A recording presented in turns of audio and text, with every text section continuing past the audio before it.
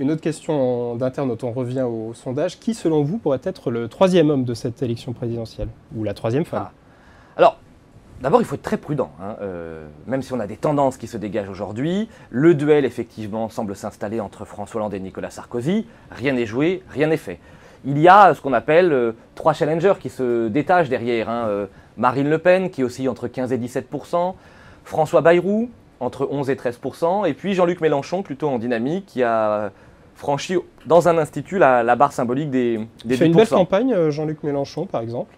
Ah, comme on est dans le Mélenchon chaud, donc je ne suis pas sûr qu'il fasse beaucoup de bien à la politique et au fond des idées, mais si on s'intéresse à l'homme de théâtre qu'il est, manifestement, c'est plutôt. Mais ce genre de position iconoclaste, vous en pensez quoi? Je vais vous dire,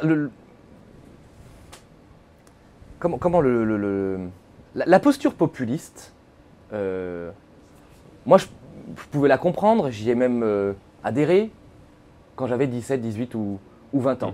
On va y revenir sans doute, mais avec le temps qui passe, je me demande toujours la question, comment un Jean-Luc Mélenchon, comment une Marine Le Pen, à 45, à 50 ans, à 60 ans, peuvent adopter des postures aussi caricaturales. Parce qu'on sait que le monde n'est pas simple, et que les solutions donc ne sont pas simples, et que les baguettes magiques n'existent pas.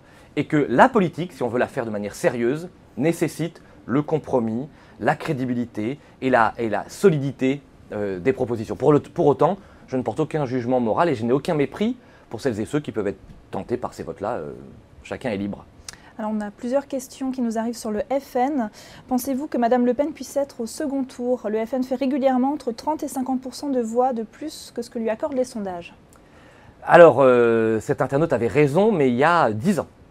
C'est-à-dire qu'effectivement, longtemps, les instituts de sondage ont ce qu'on appelle minoré le score du Front National. Ce n'est plus le cas depuis 2007.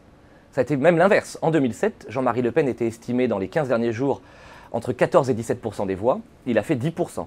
Même chose pour les élections régionales et cantonales où le Front National était globalement bien estimé. Donc je crois qu'il n'y aura pas de surprise dans ce domaine. Et Marine Le Pen semble aujourd'hui assez nettement distancée, 10 à 12 points, ce qui est beaucoup, par François Hollande et Nicolas Sarkozy. Mais, comme je le répète, les sondages ne sont pas les suffrages et le peuple français est souverain.